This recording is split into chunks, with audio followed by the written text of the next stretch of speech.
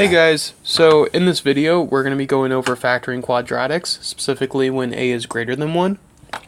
And we're also going to look at factoring quadratic form. Quadratic form, kind of like it sounds like, is when something is in the format of a quadratic. So it's not quite a quadratic, but it's in the format of it.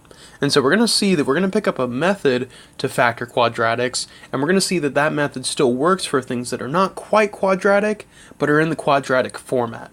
So really we're just kind of learning one method that's going to apply to two circumstances of polynomials. Alright, these are the sections of IXL we need to complete for this week. The section that follows most directly after this is going to be I3, and then after that I4 will be factoring quadratic format. And again, really you're exercising the same skill in both of these, it's just that this is a different case in which we can still use our quadratic factoring. Okay, so here is the process for factoring a quadratic.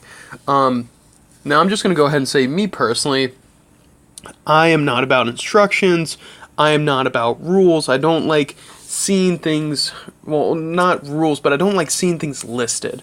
I'd rather just do it, I'd rather just get my hands messy and figure it out as I go, than stop and be told what to do and then actually go do it. So if you're like me, I would just skip this section entirely, and I think it might be easier to learn if you do so. But for those people who like to find out what they need to do before they do it, stick around for this and I'll explain what's going to happen. So when you look at this slide, so this is actually the same slide that we had when we were learning how to factor quadratics, when a was equal to 1. Now the only difference is that we didn't have these steps. So those steps were the shortcut method, which we now can't take anymore, right? When a was equal to 1, we could go ahead, we could take the shortcut method. Now a is not equal to 1, so we can't take that shortcut. And so these steps are the things that we were shortcutting all during that process, right? And so we're not going to get to do that anymore. We're actually going to have to go through this. We're going to have to do some math in between, but this will now get us to our final answer.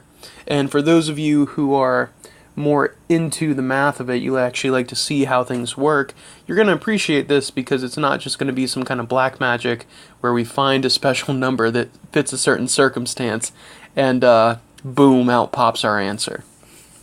So here's how this is going to happen. So notice the first process is the same. We're still doing a times c, except a is not equal to 1 anymore, so our product of that isn't going to be strictly c.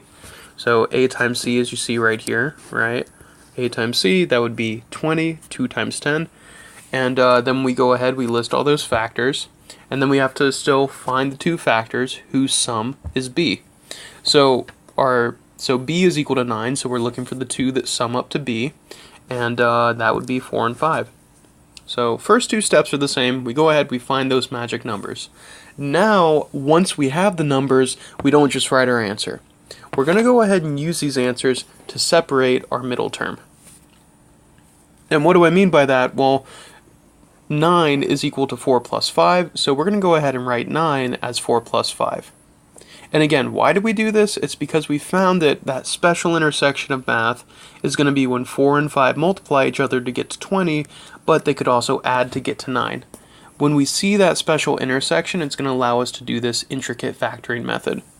So we just go ahead, we take our 4 and 5, and we put them right there, we split them up from 9. And is this okay for us to do? Well, of course it is, because we have 9x, and we have 4x, and we have 5x, and 4x plus 5x obviously adds to 9x. It's not like we changed the expression, or we are like saying that like 2 equals 1 or something. It's still equal to itself, it's just that we split it up, and you're going to see pretty strategically. Alright, so we go ahead, we separate the two terms, and now we're going to go to the next step, which is grouping them. So grouping we aren't really doing anything mathematical to it, we're just putting parentheses around the first two and the last two terms to kind of help us think of what's going to come next, and to help us do what's going to come next. So I go ahead, I put parentheses around these two. You're going to notice later that you don't always have to do this step, and a lot of people actually skip it. But this, like I said, just helps set you up to understand what's happening on the next step. So we group our first two and our last two terms, And then we can go ahead and factor out any monomials from those first two and last two terms. So we're going to look at the first two terms. We're going to ask ourselves what can be factored out of it. And we're going to see a 2 and an x can be factored out, so we'll go ahead and factor out a 2x. And then we're going to look at these last two terms, and we're going to see that a 5 could be factored out of this. So we're going to go ahead and factor a 5 out of those last two terms. So we pull out the 5, and now we get to this step. And so once we get to this step, you're going to notice one of two things. A, we couldn't factor this anymore, right? Like, this just would not factor anymore. Once you get to 2 plus x, there's no more common factors to pull out. And then B, the other thing you notice is that once both of these are completely factored, they equal each other. And that's what allows us to go ahead and do our final step, which is factor out the remaining binomials. So once we get to this step, we can now factor out these two things from the entire expression. And I know it's kind of crazy to think, but think about it like this. They're both equal to each other, and they're both being multiplied by that, so therefore we can just kind of pull them out. So we're going to pull them out, we're going to write them right there. And then what's left over? We have these two things left over. And they just make a term of their own because they're kind of what's left behind. So anyways, enough talking about it. Let's actually go through it and let's actually do it. Yeah. So before we do it, let's go ahead and just have one more practice of when a is equal to 1, just for good exercise. So we're going to go ahead, we're going to do a times c is going to be equal to, well, a is 1, c is 14, so this is going to be 14. And b is going to be 9, so we have to add to b, which is 9. So what could those numbers be? Well, I know 14 has factors of 1 and 14. That doesn't quite do it. 14 has factors of 7 and 2. 7 plus 2, that does equal 9, so 7 and 2 are our magic numbers. So again, a is equal to 1 here, so we don't have to, we can take our shortcut, and we can go ahead and write m plus 7 and m plus 2. Right? We just took our shortcut, we went ahead and wrote our numbers in there. Okay? That's because a was equal to 1. We're going to see on this next problem a is not equal to 1, but again, like I said, this was just a warm-up. This was just a practice. Okay, cool. So we get to this problem, and we have a trinomial, a quadratic trinomial, and we can't factor anything out of it. And what do I mean by that is that there's no common factor in here. Right, when we look at this, there's no thing that will divide this term, there's nothing that will divide this term, and nothing that will divide that term that divides all of them. So it's not like 2 could divide all this and we could factor out a 2. So we are stuck with this 2 at the front of it. There's no way to pull out a greatest common factor. So we have to go ahead and resort to our factor by grouping method. So we're going to go ahead and we're going to start off just the same. We're going to have a times c, and that needs to add to b. Okay, so a times c, that's going to be negative 16, and b is going to be 15. So what are those two factors that multiply to 16, or sorry, negative 16, but add to 15? Well, that would be positive 16 and negative 1. Those weren't too hard to think of, but I see that those fit my circumstances, and they work perfectly, right? They multiply to negative 16, they add to 15. So now we're going to go ahead, and what we're going to do is, instead of just writing our answer, we're going to rewrite everything except for the middle term. And why don't we write the middle term? It's because we can break it up into the two numbers that we just found. Right, so we can go ahead and write plus 16x and minus x, or minus 1x, if that helps you think of it.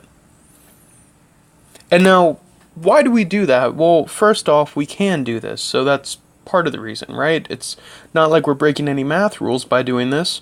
When we look back to our previous expression, there was a 15a right there. Oh, and sorry, my apologies, I just realized I'm using x's. This thing gave me a's. Not a huge difference, but we do want to keep it consistent. When I look back to this, like I was saying, right, there was a 15 there. And it said 15a, and then I wrote 16a and minus 1a. 16a and minus 1a, does that equal 15a? Well, of course it does. So it's not like I'm breaking any math rules. It's not like I'm saying 2 somehow equals 1 or something, or I'm just pulling numbers out of nowhere, right? That's like, that is still a true statement. So now, the second reason is we go ahead and split this up because we're now going to be able to do some cool factoring stuff to it. So we go ahead, we write our 2 terms right there. We broke up that middle term, b, into these 2 terms. We didn't just write our answer, like with the shortcut. We split up these terms. And now we're going to go ahead and group up the first 2 and the last 2 terms. So this step can be kind of redundant. A lot of people will like to skip it. But like, you know, this is kind of like I said before, this is just going to help prepare us to go to the step right after it.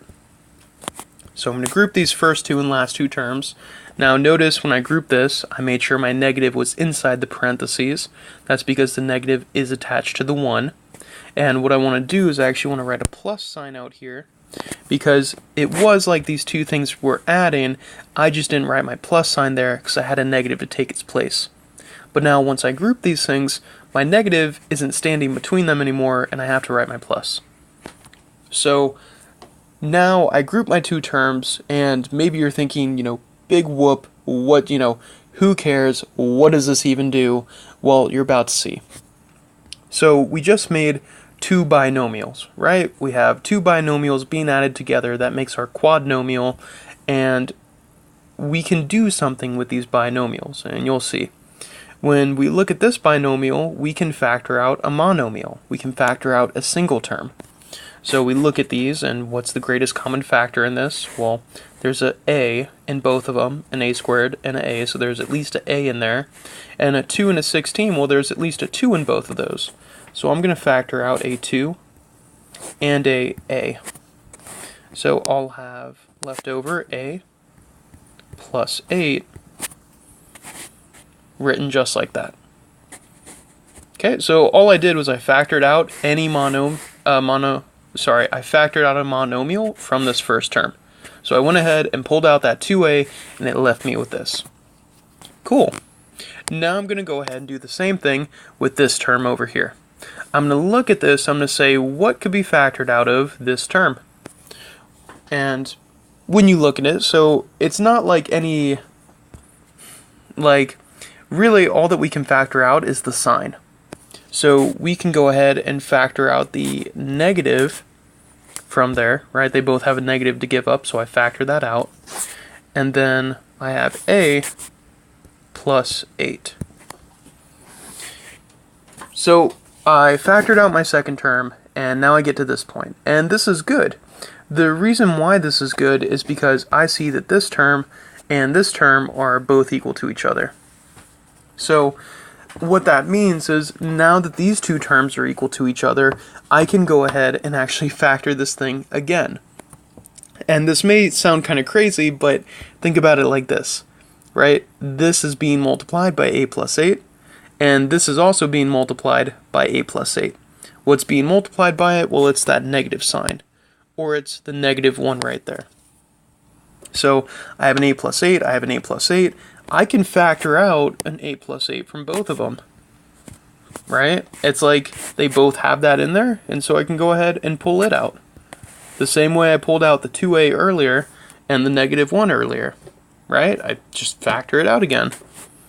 And so I get a plus 8, and then that got factored out, so my a plus 8 and my a plus 8 are now gone, and so now I'm going to go ahead and write what was left over after I pulled out the a plus 8. And how do I tell what's left over? Well, just think about it without this term. So I have 2a, so I'm going to write 2a. And I have minus 1, or plus negative 1, kind of the same difference. And that's what I get. Okay? Just like that, we went ahead and we used our new factoring method.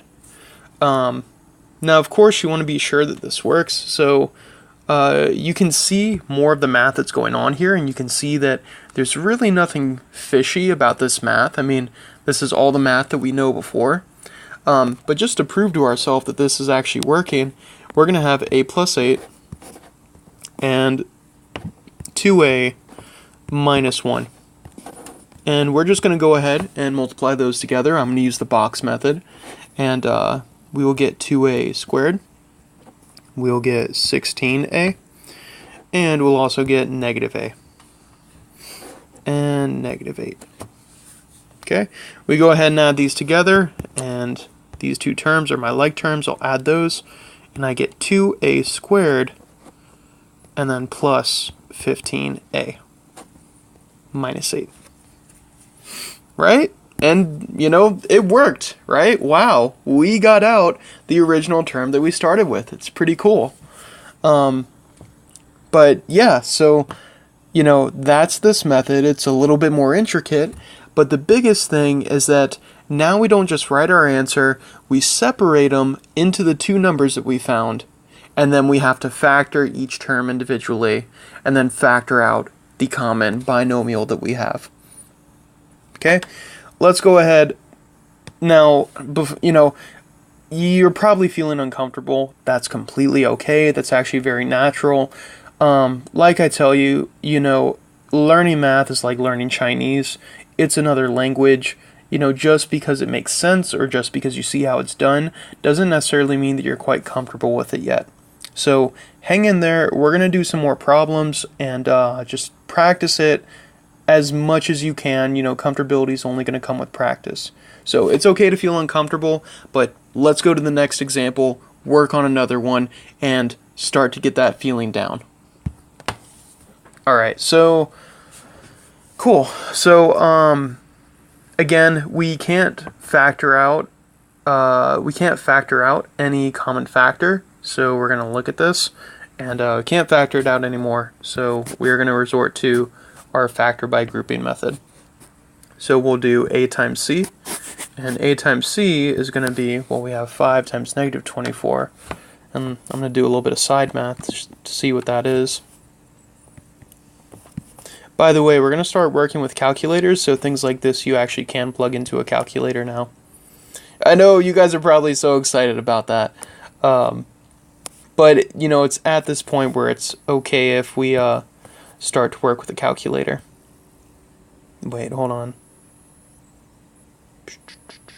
Oh, what am I doing? Wait. Sorry, major brain fart. I was trying to add negative 10 with positive 2, but the sign doesn't make a difference. So we're actually just going to have 120. Negative 120. Cool. See, and that's why, you know, that's why you don't want to rely too much on calculators, because if you don't know the method that's going on, you're going to get lost. Alright, so we have negative 120 up for a times c, and we're going to see what will add to 14. So we need factors of negative 120 that will add to 14. So what could those two numbers be? Well, I'm just going to start listing out factors of negative 120. I know that negative 24 and positive 5 could be factors. Do those add to 14? Not quite. Those add to negative 19. So I'm getting close, but still not quite there. So I'm going to go ahead, since I actually don't have a calculator on me, I'm going to do a little trick that you can use with factors to find other numbers that multiply to the same number. What's that trick? It's where you take a number that can divide 24, you divide it in there, and then you take that same number and multiply it to your other number. And why does this work? It's because we're just kind of moving around the numbers that are multiplied. We're taking the number that originally multiplied this and just putting it over here. So we can write 12, because 24 can be divided by 2, and then I can write 10, because 5 times 2 is going to be 10. Okay, so negative 12 and positive 10, what's that equal? That's going to equal negative 2. So not quite there. I may need to, again, just kind of play around with it. I'm going to keep on doing this trick until I find all my factors. And why am I doing this trick? It's just kind of a shortcut you can do instead of, if you don't have a calculator and instead of doing the long division. So what can I do? I'll go ahead, I guess I'll take out another 2, so I'll make -6 because I divided by 2. And then I multiply 10 by 2, and I will get 20. Nice, that works out really well because remember, b was equal to 14, and I just went ahead and found my two numbers. So remember, a is not equal to 1, we cannot take our shortcut. We're going to have to go ahead and break up the middle term into those two numbers that we just found. Okay, so notice, right, the -6 and the 20, they just go right there. I wrote 14r as -6r and plus 20r. And this is something that you can do with all numbers. You can always write a number as another number. Like, for example, you know, let's say 5, right? I could write 5 as 1 plus 4. Now, do I have any benefits of doing that? Well, it depends on the circumstance. But this is a trick that you can always do with numbers, and sometimes it turns out to be quite useful, which it does here. So I go ahead, I separate my numbers. Now I'm going to group them together so I can think about my first two terms and my last two terms.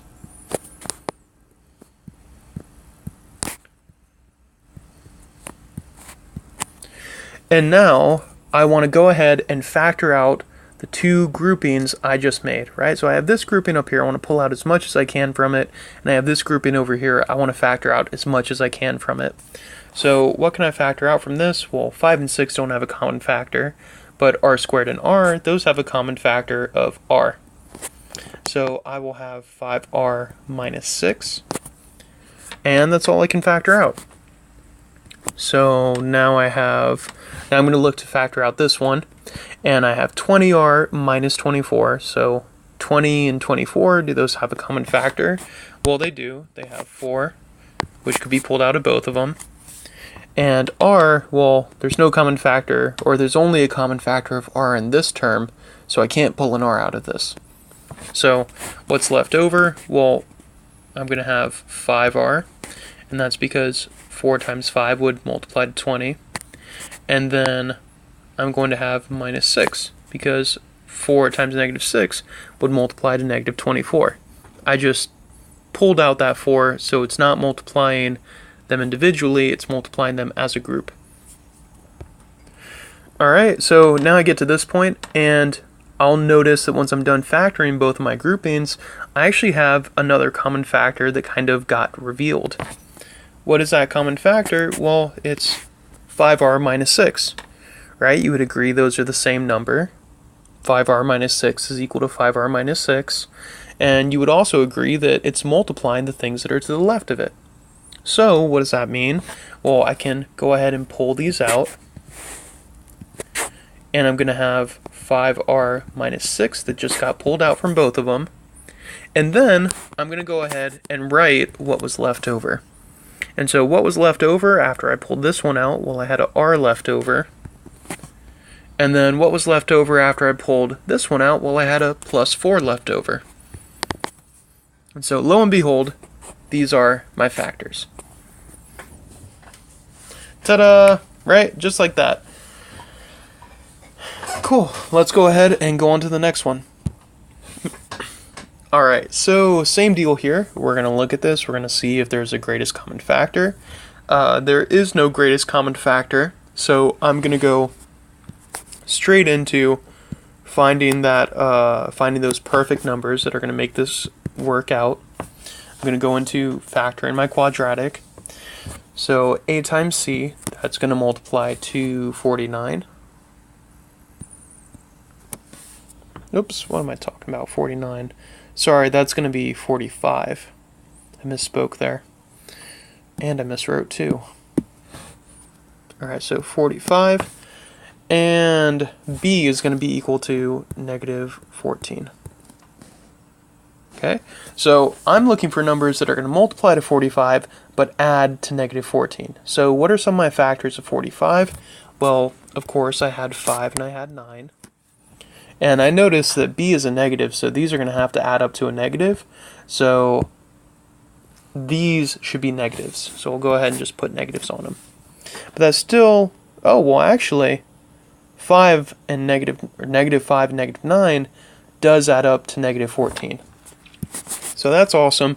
Right, I just found my two numbers straight from the get-go.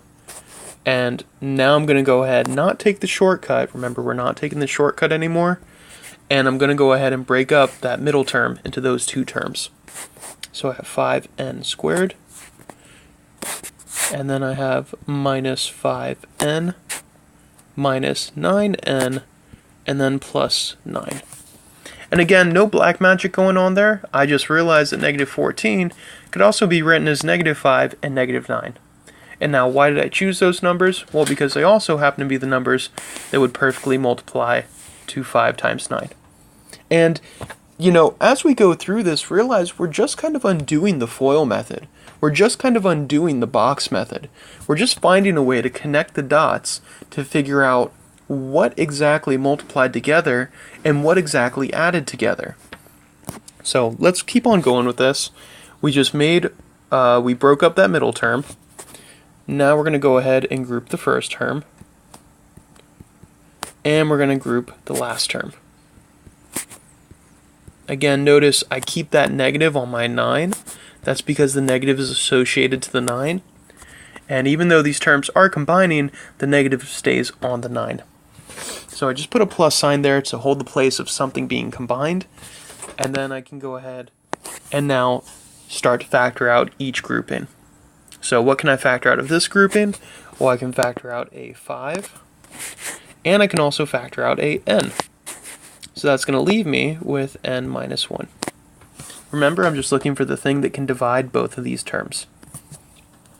And now I'm going to do the same thing over here. So I'm going to factor out, and now before I go ahead and factor this out, I notice there's a negative on this and not on this. And I ultimately don't want a negative on this leading term in my grouping, so I'm going to factor out a negative with it. So I'm going to bring out a negative, and what do they both have as a common factor? Well, they both have a 9. So I factor out a negative 9 from both of them, which means both of them have to be divided by a negative 9. And what is that going to leave me? That's going to leave me with this left over, an n minus 1. And if you're kind of getting a feel for this, you're going to notice that's a good thing, right? That's a good thing because now I have a common factor in both of my terms. I have an n minus 1 that's right there, it's multiplying 5n, and I have an n minus 1 right there, it's multiplying negative 9. So what can I do with something that's a common multiple? Well, I can factor it out. So I go ahead and I factor out n minus 1. And then once I factor out my n minus 1, what is left over? Well, I have a 5n that was right next to it, so that's going to be left over. So I'll have a 5n right there. And then what am I going to have left over after I pull this out? I'm going to have a minus 9. And just like that, I factored out the common binomial, and that gave me my original things that multiplied into that, right? You can always check this if you want, but you can kind of see how the math is actually working out now, right? We separate the terms, we then factor the terms, we then factor the whole expression, and it gives us our original things that multiplied together. Alright, so I'm going to look at this one, and when I see this, so the first thing that sticks out to me is I have common multiples, or I have common factors of 5 in all of my numbers, meaning that all these numbers could be divided by 5. So that tells me I can go ahead and factor out a 5 from this entire expression. So I'll have 5b squared left over, plus what could multiply to 90, or what could 5 times, what would that be? Oh, having a brain fart. Oh, that'd be 18. So 18b. And then I would have 45 divided by 5 would be 9. Okay? So now that I factored out my 5, I can go ahead and factor my quadratic by doing the whole method that we just showed you. So I have a times c, and I'm going to look for A times C, that's going to be 45. And I'm going to look to see what adds up to B. And remember, B is just that middle term. B is going to be 18. So my question is, what multiplies to 45 but adds to 18? Well, I could have 9 and 5. Those multiply to 45, which is good, but doesn't quite help me out. So I need to find other factors. So I'm going to do that game I told you about where I move the multiplier around. So 9 has a multiplier of 3 in it. So I'm going to divide it by 3, take that 3 that's multiplying it out, and then multiply it over to the 5, which gives me 15. So 3 and 15, well, hey, look at that. What do you know? 3 plus 15 is going to be 18. So that works out well, and 3 plus 15 is going to suffice those conditions. So I'm going to go ahead and write, I'm going to break up these terms. I'm going to have 5b squared, and I'm going to have plus 3b. Notice, again, I'm using these terms to break up my middle term. 3b plus 15b, and then plus 9. Okay, so I broke up those middle terms based on the two numbers that I found. Alright, so now I'm going to go ahead and I'm going to make my groupings. So this problem could get kind of messy, so we want to be organized. I'm going to go ahead and use brackets for my outermost parentheses, and then parentheses on the inside to show the groups that I just made. So plus 3b, and then plus, and then here's my second grouping, 15b plus 9, just like that. Okay, so I made my two groupings. I now want to factor out each grouping as much as I can. So I look at this, what's a common factor that I can pull out? Well, 5 and 3 don't have a common factor, but b does, b squared and b do, so I'll pull out a b. And I have 5 plus 3 left over. Whoops, gotta account for that b. So left over I have 5b plus 3b. And then I'll go ahead and I'll factor out this term. So I'm going to have plus, and then I factor this out. So what's the common factor? The common factor is going to be 3. And I'm left over with a 5b plus 3. Right? And maybe you got some bells going off in your head, which is a good thing, because you notice that, oh, let's go ahead, we're going to fix that. You notice that those two binomials are the same thing, right? You notice that the 5b plus 3 is the same as that other 5b plus 3, right? These are both the same. They're both multiplying inside of there, which means that they can both be factored out. So we're going to go ahead and factor out our 5b plus 3. So altogether, we're going to have that 5, which was originally on the outside, and then 5b plus 3. And now left over on the inside, we had our b left over, so it's going to be b. And then left over after we factor that out, we had plus 3. So just like that, that's what we're left with. Okay, notice we first factored out the 5 from all this, and then it was the same method as before. Okay, and one more. So I'm going to look at this, and I'm going to not notice any common factor in here. So I don't notice something that could divide all three of those numbers. So I'm just going to carry on with my a times c, adding to b. I want to find those special numbers that make everything work. So what multiplies to a times c? Or what is a times c? It's going to be negative 36. And then what is b going to be? It's negative 16. So what are two numbers that could multiply to 36 but add to negative 16? Well, 36, I know it divides by, I guess we can start with 3 and negative 12. Right? 3 and negative 12 multiplied to negative 36. That's how we got it. And so 3 and negative 12, does that add to negative 16? Well, not quite. So I'm going to go ahead and do that game of moving around the multiplier. So I'll go ahead and move a 6 over here. So I'll get 3 times 6 is going to be 18 minus 2. Because I divided this one by 6, right? Just move the multiplier of 6 on over. And so now I have 18 and negative 2, and lo and behold, 18 and negative 2, those are going to, well, they add to positive 16. So what am I going to do? I'm just going to write negative 18 and positive 2. So I go ahead, I write those there. These will add to b, and they will multiply to a times c. So those are my numbers. I'm now going to go ahead and separate that middle term into those two numbers. So I'll get 3 n squared. I now write my two numbers that I found. So 18n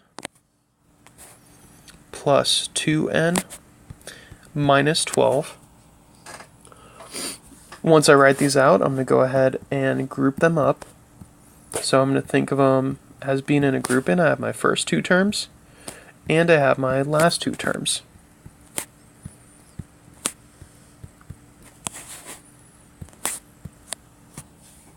Okay, now I go ahead and I factor out each one. So with this first one, I'm going to factor out a 3 and a n. Left over, I'll have n minus 6. And then for the second grouping, I'm going to go ahead and factor it out. I'll have a 2, and I will factor out a 2, so I will have left over a n minus 6. Just like that. Which is good, again, because notice there's now a n plus 6, which is multiplying both of these. So I go ahead and I factor out both of these, right? They're both in there multiplying, so they come out here. And I have 3, oops, sorry. I pull out the n minus 6, so I'm going to have an n minus 6 on the outside.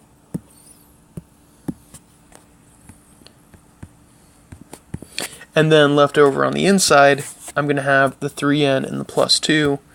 So I'll have 3n and 2, which are left behind. Remember, those were just, whoops, those were there originally, and they just got left behind after you took the n minus 6 and you pulled it out. Okay, so just like that. And, you know, I just kind of realized something. This will probably help you connect the dots. So when we go to multiply this back out, you're going to notice that, you know, as we check our work, n minus 6, 3n, and 2, as we go to check our work, you're going to notice something happen. And especially if we stop right before we finish the problem. If we go ahead and stop at this intermediate step of where we find out what everything is, but we don't quite combine it together, you're going to notice something, right? All these terms in here, what do they consist of? Well, we have a 3n squared, which was right there. We have a negative 18n, which was right there. We have a 2n, which was right there. And a negative 12, which was right there. Right? So this is the kind of reverse engineering that I was talking about. This is where we are breaking this up into numbers that are going to multiply and add together because they create that special relationship. And we see those numbers appear perfectly in our box method.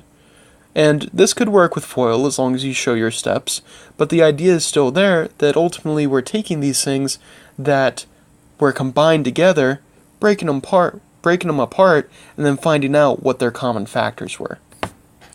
So when we do that, we're just going backwards and we're finding those two terms. Okay? Alright, let's go on. So we're going to now we are using quadratic form, and you're going to look at this problem, and honestly, you could probably mistake it as the earlier problem, right? This is probably very easy to mistake as a quadratic, and it's for a good reason. It's because we have x to the fourth, we have x squared, and we don't have any x's there. And that actually perfectly mirrors the format that's going on with this, right? We have double our power that's in the middle, and we have no powers over here. And when I say powers, I'm referring to my variable, right? I have an n squared, which is double n, and then I don't have any n's right there. Well, when I look at this, right, I have x to the fourth, which is double my middle term, and then no x's right there. So this is good, right? Because it has the same format of a quadratic, so I can just treat this like a quadratic, and I can factor it. And you'll see what I mean. So let's go ahead, we're going to do our a times c method. So a times c is equal to negative 40, and b is going to be equal to 3. Alright, so my question is, what can multiply to negative 40 but add to 3? So I'm going to go ahead and start off with negative 4 and 10. I checked those numbers, and I see that they don't quite work. Negative 4 plus 10 is not equal to 3. So I need to go ahead and find some more factors, so I'm going to move my multipliers around.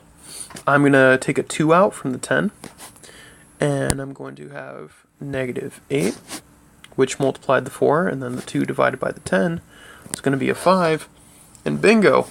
Just like that, I found my negative 8 and my positive 5. So notice those add to negative 3, so they're almost there. I want to go ahead and change the signs on them and reverse them. So now I have a positive 8 and a negative 5. So I'm going to go back in here, and I'm going to write 2x to the fourth plus 8x squared. And notice I wrote x squared, right? Why did I write x squared? Well, it's because I had an x squared right there. And you're going to see when I finish writing this why that makes sense. Minus 5x squared minus 20. So now I've written the whole thing, and I have 8x squared minus 5x squared. Well, think about that. If I have 8 of something, 8 of a square of something, and then I take away 5 of that same thing from there, what am I left with? Right? What's 8 minus 5? 8 minus 5 is just 3. So 8x squared minus 5x squared is still 3x squared. So you can notice that this trick is still kind of working. We can still break this middle part into separate pieces. It's just that we have to account for the now what is x squared in the middle rather than just x. So we go ahead, we break it apart. We're now going to make our groups that we can then factor out.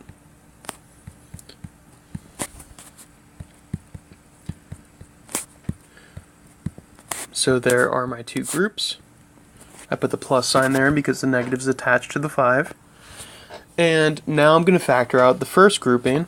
So what can I factor out of here? Now I'm going to notice that there's a x to the fourth and an x squared. So that means there's a common factor of at least x squared in there. So I can pull out an x squared from these two terms. Now what about my 2 and my 8? Well, I can pull out a 2 from there because both of those can divide by 2. So what I'm left behind with is x squared plus 4. Okay. Now we're going to look to do something similar over here. We're going to ask ourselves, what is the common factor? The common factor is negative 5, so we factor that out. And we have x squared minus, plus 4 left over. Notice, we divided by a negative 5. We factored out a negative 5, which would make this a positive. So we get to here, and again, this is really good because we notice that just like before, these two things are still equal to each other. We were able to factor out our x squared and get this term left over, which was the same as this term once both things were factored out. Right? So even though we had that x to the fourth in here, it didn't really mess us up. It didn't really throw us off. Right? We were still able to go ahead and do this all the same, get two factors that are just the same and that can now be factored out. So I'm going to go ahead and factor out this and factor out this.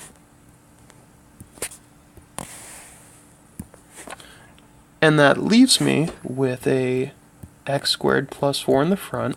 That's the number that I factored out. And what's left behind is now the numbers that were in front of the things that I factored out. So left behind, I will have a 2x squared, and I will have a minus 5. Okay, and just like that, that's how we do it. Notice it's virtually the same process.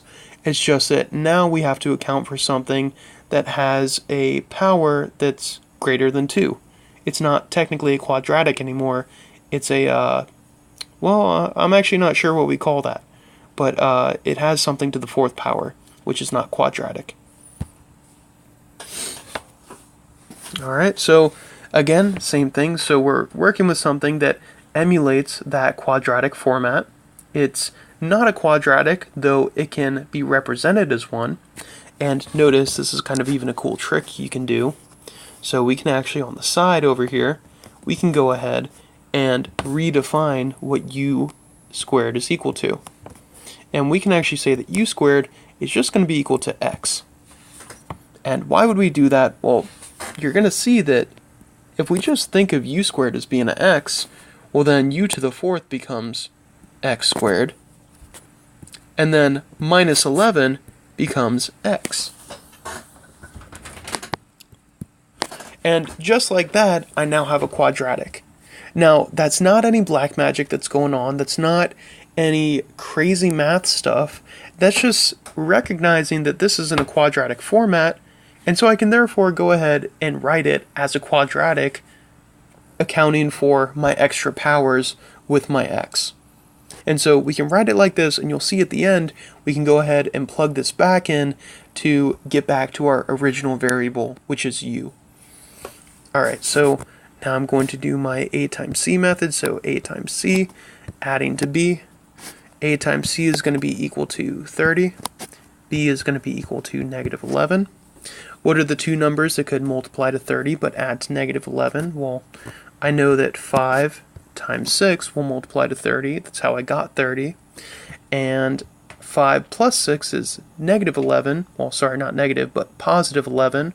So I can go ahead and write negative in front of there, and that'll make everything work. So now I'm going to go ahead and write 5x squared minus 5x, taking that number, putting it right there, minus 6x plus 6. And as we go to factor this, you notice things are already working out. Right? You may already notice the things that we can factor out. Well, and I'm sorry, I shouldn't be sloppy with this. I'm showing you guys how to do it, so we're going to go ahead and just take a second step to show that. So I just group it up, so I have 5x squared minus 5x. My negative stays on my 6, so I have plus negative 6x plus 6. And now you notice, right, those similar numbers in there, the 5 and the 5, the 6 and the 6, those can both be factored out. So when we factor them out, we're going to be left with x minus 1 over here.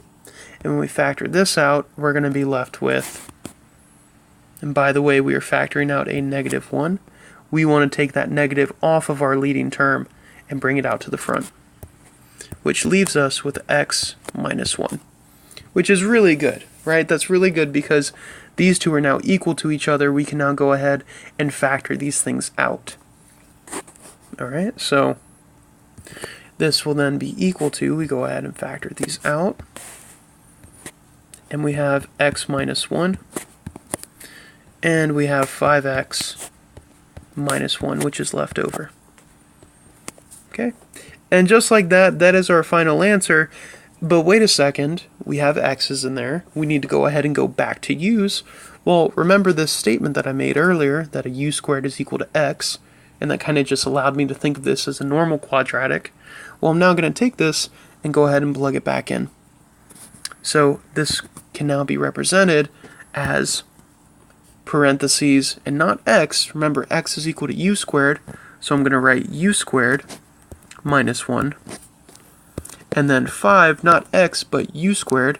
Remember, x is equal to u squared minus 1. Okay? And just like that, right, I substituted back, and I went back to my answer, right? And that's actually a way that you can do this without ever having to really think about the powers that are going on there. Alright, one last one for good measure. I have a feeling a lot of you guys didn't make it to this part of the video, but you know what? I'd rather give you more than less. So let's go ahead and do this one. So immediately when I look at this, there's a common factor of 4, or sorry, not 4, but 2 in all of these. Meaning all these things could be divided by 2. So I'm going to go ahead and factor out a 2 from this. So I have 2n squared minus 11n. Remember, I'm just dividing everything by 2. And then plus 12. So I get to here. I'm going to do my a times c method. So a times c, what does that multiply to? Well, I have 2 times 12, which is 24. And I need to find out what multiplies to 24, but adds to negative 11.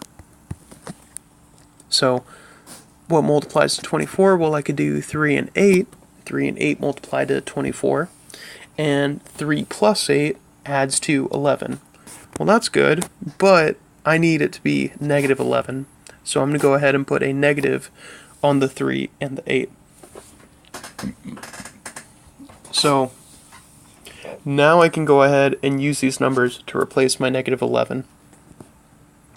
So I have 2 and n squared, and I break up my negative 11 into 3n minus 8n plus 12. Alright, and just to keep things organized, I'm just going to do a slight parenthesis change. I'm going to write a bracket there instead, so I can now use parentheses to write 2n squared minus 3n. And that's just a organization tactic. So minus 8n plus 12. Alright, so I have my two groupings. I'm now going to factor out as much as I can from both groupings. So factoring out, we have n and 2n minus 3. And factoring out, we have negative 4 and 2n minus 3. Which, as you notice, right, that's beautiful, because now I have a factor of 2n minus 3 disguised in both of these. Well, it was disguised until I factored it out. And now I can easily see that there's a 2n minus 3 in both of these terms. That is waiting to be factored out. So I go ahead and factor that out, and I have 2n minus 3, which was factored out. And left over, I had my n, and I had my minus 4. And so n minus 4 is left behind. And my 2 is left in front. And then, just like that, that is my final answer. That is my final factor of everything there, right? I factored out the 2, and then I broke apart my trinomial into those binomials being multiplied together. Okay? Have a good day, guys. Oh, well, okay. So, you know what? I put this here just so we could recap on it. Just to recap what's going on. So, those first 2 steps are unchanged, right? Those first 2 are unchanged. It's just the last couple steps that are changing. So, now we're using those 2 factors that we find to rewrite this as a sum of those 2 numbers. And once we write the sum of those 2 numbers, right, once we break it apart into those 2 numbers added together, we can then group together our first 2 and last 2 terms. Doing so then allows us to factor out each of these separately until we can't factor out anything more. Once we factor these out completely, we should notice a common factor between both terms, which can then be factored out to become one of our binomials being multiplied. Right, so that common term that was equal to itself after we factored could then be pulled out. and then left behind we had a 2x and we had a plus 5 that went right there. Okay, these guys were left over, they just went right there. So that is our process. Alright, bye guys.